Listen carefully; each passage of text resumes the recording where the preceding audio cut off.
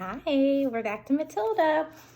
Today we are reading the first part of Miss Honey's story. We are going to read from page 193, and then we are stopping at the end of 197. Okay, this is a really long chapter. So right now they're having tea and they're at Miss Honey's cottage. And once she realizes that Miss Honey is like super duper poor. We mustn't hurry this, Miss Honey said. So let's have another cup of tea.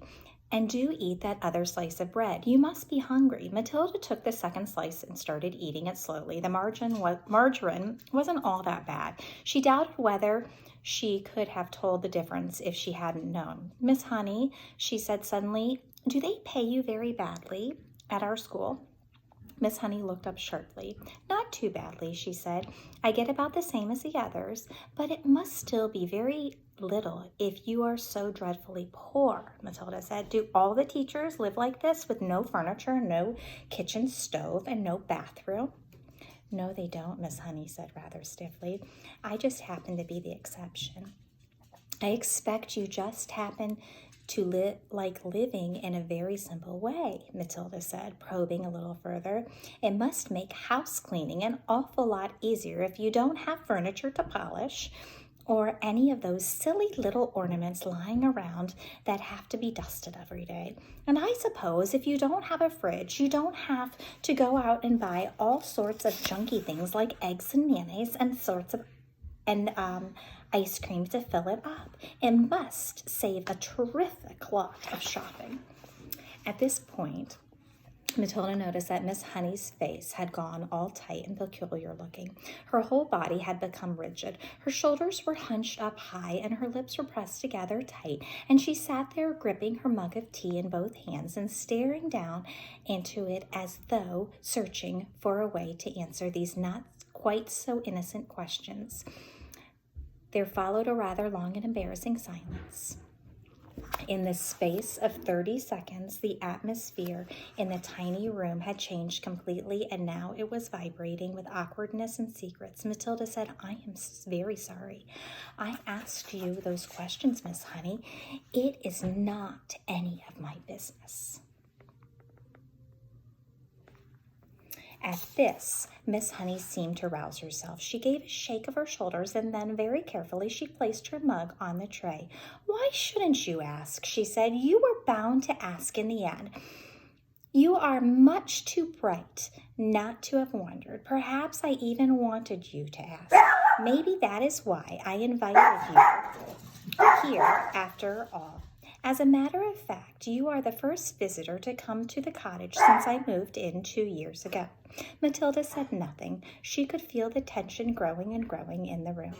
You are so much wiser than your years, my dear, Miss Honey went on, that it quite staggers me. Although you look like a child, you are not really a child at all, because your mind and your powers of reasoning seem to be fully grown up. So I suppose we might call you a grown-up child, if you see what I mean. Matilda still did not say anything. She was waiting for what was happening or coming next.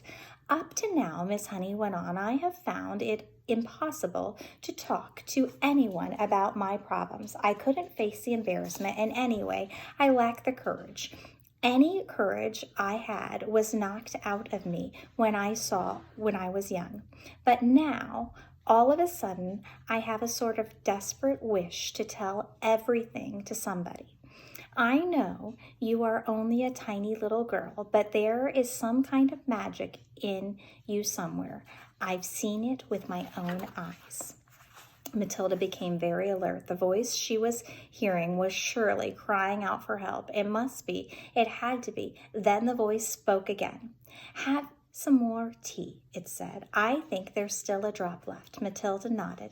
Miss Honey poured tea into both mugs and added milk. Again, she cupped her own mug in both hands and sat there sipping.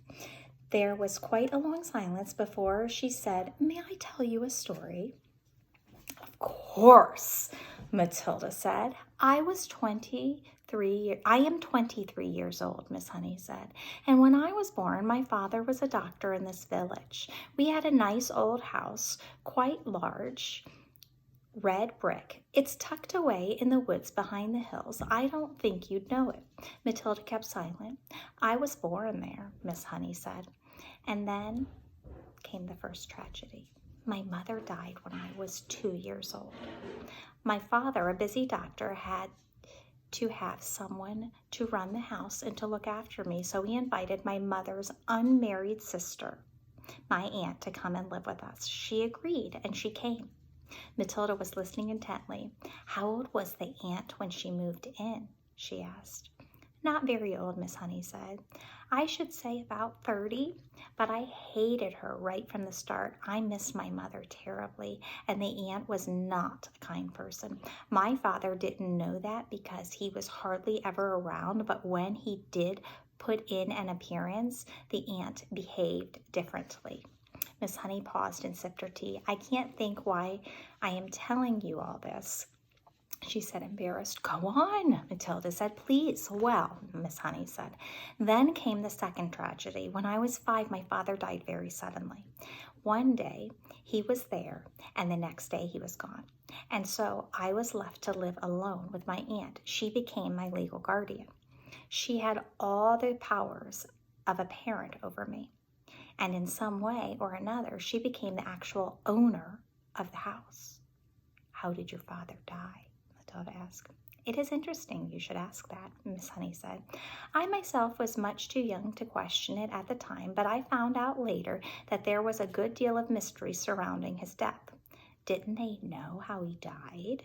Matilda asked. Well, not exactly, Miss Honey said, hesitating. You see, no one could believe that he would ever have done it. He was such a very sane and sensible man. Done what? Matilda asked. Killed himself. Matilda was stunned. Did he? She gasped. That's what it looked like, Miss Honey said, but who knows? She shrugged and turned away and stared out the tiny window. I know what you're thinking, Matilda said. You're thinking that the aunt killed him and made it look as though he'd done it himself. I am not thinking anything, Miss Honey said. One must never think things like that without proof. Their little room became quiet. Matilda noticed that her hands clasping the mug were trembling slightly. What happened after that? She asked. What happened when you were left all alone with the aunt? Wasn't she nice to you? Nice, Miss Honey said. She was a demon. As soon as my father was out of the way, she became a holy terror. My life was a nightmare.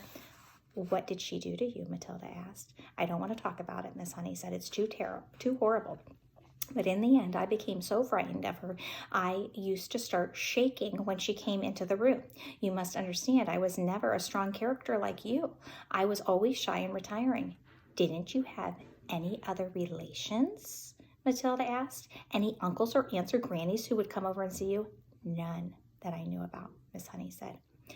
They were all either dead or they'd gone to Australia. And that's still the way it is now, I'm afraid. So you grew up in a house alone with your aunt, Matilda asked? But you must have gone to school. We're going to stop right there at the top of page 199. Have a great Friday.